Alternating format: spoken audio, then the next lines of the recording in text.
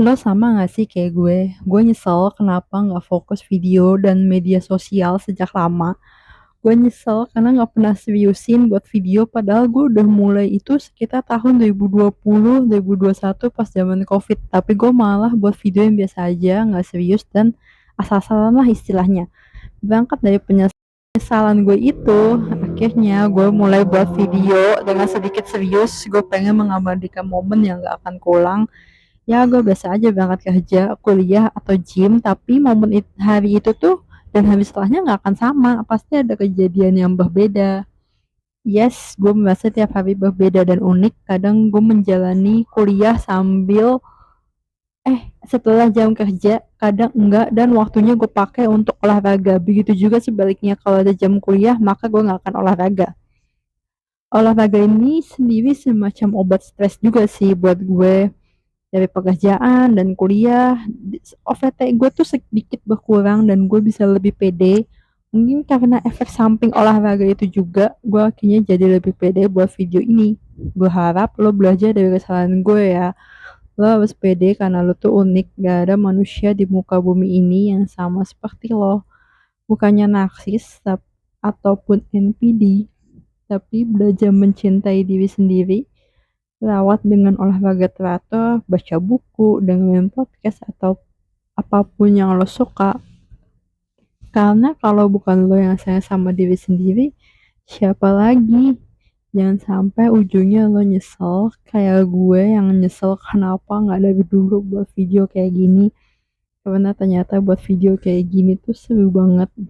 Dan sejujurnya rasa nyesel itu kadang suka datang tiba-tiba pas gue lagi sendirian, atau pas gue lagi pulang kerja atau pulang nge-gym, atau pas lagi set terakhir di tempat gym.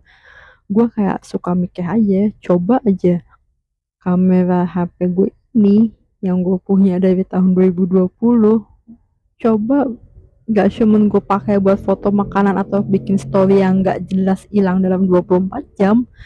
Coba aja memori itu gue kemas jadi sesuatu yang bisa gue tonton lagi sekarang. Pasti seru banget ngeliat gimana lugunya gue beberapa tahun lalu, gimana cara gue ngomong yang mungkin masih kaku, olahraganya masih ya belum sesehat sekarang lah badannya. Tapi ya nasi kan udah jadi bubur. Yang bisa gue lakuin sekarang bukan ngeratapin waktu yang hilang, tapi mastiin buburnya jadi bubur ayam yang paling enak sih. Makanya video yang lagi lo tonton ini atau lo lagi dengerin sekarang adalah cara gue buat bayar utang ke masa lalu gue. Gue mutusin buat neken tombol record bukan karena hidup gue paling menarik sedunia, bukan juga karena gue pengen pamer kalau hari-hari gue itu produktif banget. Kerja iya, kuliah iya, gym iya, enggak ya, enggak kayak gitu sama sekali enggak. Gue cuman pengen jujur sama diri gue kalau gue pengen bilang kalau hey hari ini lo capek banget habis kerja, lo tuh tetap maksain datang ke kampus, good job. Atau di hari lain, hari ini dosanya nyebelin, tugasnya numpuk, tapi lo pelariannya benar, lo lari ke tempat gym, bukan ke hal-hal negatif. Dan hal-hal seperti itu yang pengen gue bilang ke diri gue sendiri, karena hal-hal kecil kayak gini yang bikin gue rekam. Karena kalau nggak direkam, otak kita tuh punya kapasitas yang terbatas buat mengingat. Kita tuh gampang banget lupa sama perjuangan kita sendiri, dan anehnya kita gampang banget inget sama kegagalan kita. Lucu kan? Gue sering banget dapat pertanyaan dari temen deket gue kayak, lu tuh gak capek pulang kerja langsung kuliah, pulang kerja langsung nge-gym? Jawabannya, ya capek banget lah, gue kan manusia bukan robot. Ada hari dimana gue tuh pengen banget nih matiin alarm terus tidur seharian sampai lupa waktu. Asli sih, ada hari-hari dimana gue merasa jenuh banget sama rutinitas gue yang kayaknya kok muter-muter di situ aja ya, kok kayaknya sepak ya. Tapi disinilah peran olahraga atau hobi apapun itu. Buat gue gym atau olahraga itu bukan cuma soal ngebentuk otot biar kelihatan keren depan kaca, tapi jauh lebih dari itu. Gym ini tempat gue buang sampah pikiran dari kerjaan, sampah tekanan dari tugas kuliah. Semuanya gue tempahin ke besi-besi yang gue angkat tiap kali gue merasa overthinking, tiap kali gue merasa tertekan, otak gue tuh langsung mikirin masa depan yang belum pasti, mikirin omongan orang lain, mikirin kegagalan masa lalu. Di situ gue tahu gue harus gerakin badan gue. Pas keringetnya keluar, rasanya tuh beban di kepala gue tuh ikut ya terkikis satu demi satu. Gue jadi merasa punya kendali lagi atas hidup gue. Dan efek dominonya luar biasa. Rasa pede yang gue dapetin setelah konsisten olahraga itu pelan-pelan nular ke hal lain. Termasuk keberanian gue buat naruh HP di depan muka dan mulai ngomong kayak gini. Atau voice over kayak gini. Karena dulu tuh boro-boro bikin video kayak gini. Gue tuh kayak mikirin nanti orang bakal ngomong apa ya tentang video gue. Aduh, suara gue aneh banget kalau direkam. Aduh, kayaknya muka gue gak simetris deh. Itu udah cukup sih bikin gue ngurungin niat buat nge-record diri gue sendiri. Gue tuh dulu nih terlalu sibuk sama standar orang lain ya, sampai gue lupa kalau ini hidup gue, yang jalanin gue, yang tanggung jawab akibatnya juga gue. Harusnya tuh gue lebih bertanggung jawab sih ke kehidupan gue. Dan buat lo yang lagi dengerin ini atau nonton video ini, lo harus belajar sih dari kesalahan gue. Berhenti nunggu momen sempurna untuk mulai sesuatu, karena gak ada yang namanya waktu yang tepat.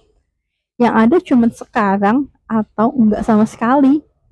Kalau lo pengen bikin konten, ya bikin aja sekarang pakai HP seadanya. Ya sama kayak gue gini, ya mungkin fotonya juga nggak HD banget, videonya tuh nggak, resolusinya nggak tinggi, tapi ya mulai aja dulu. Kalau lo pengen hidup sehat, datang ke tempat gym, mulai push up di kamar malam ini juga. Jangan nunggu lo punya modal gede dulu, jangan nunggu lo punya kamera yang bagus, dan yang paling penting jangan nunggu lo dapet validasi atau tepuk tangan dari orang lain. Karena seringkali orang tuh baru tepuk tangan kalau kita udah sukses, tapi mereka bakal diem atau bahkan ngetawain kita pas kita lagi berangkat, kita lagi berusaha. Ya gue belajar sih, mencintai diri sendiri itu emang kedengarannya klise banget. Di media sosial tuh orang sering banget gambarin self love itu dengan jalan-jalan mewah, beli barang mewah, healing ke tempat jauh. Tapi menurut gue pribadi, self love yang sebenarnya itu jauh lebih sederhana dan justru seringkali lebih melelahkan. Karena self love itu adalah ketika lo milih bangun pagi buat olahraga, padahal kasur lo lagi anget-angetnya nih, udara lagi adem-ademnya nih cuacanya. Self love itu juga ketika lo milih baca buku atau dengerin podcast yang mungkin nambah isi pikiran kepala lo, dibanding lo scroll media sosial berjam-jam sampai jempol kapalan atau hati kita panas karena iri sama hidup orang lain. Karena di media sosial kan yang tampilin bagus-bagusnya aja ya. Self love itu juga bentuk disiplin, karena kita mencintai diri sendiri, berarti kita peduli dong sama diri kita di masa depan. Kita pengen lebih baik di masa depan, pengen diri kita nih bisa di masa depan tuh gak mau menderita karena kemalasan kita di hari ini. Coba deh lo renungin kapan terakhir kali lo bener-bener ngobrol sama diri lo sendiri tanpa gangguan notifikasi HP atau tuntutan internet orang lain.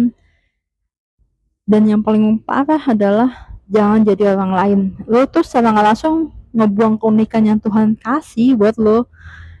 Menurut gue gak ada sih manusia di muka bumi ini yang punya kombinasi hidup yang paling sempurna. Karena sejatinya cerita hidup kita tuh eksklusif. Sayang banget kalau gak diabadiin, gak dibanggain.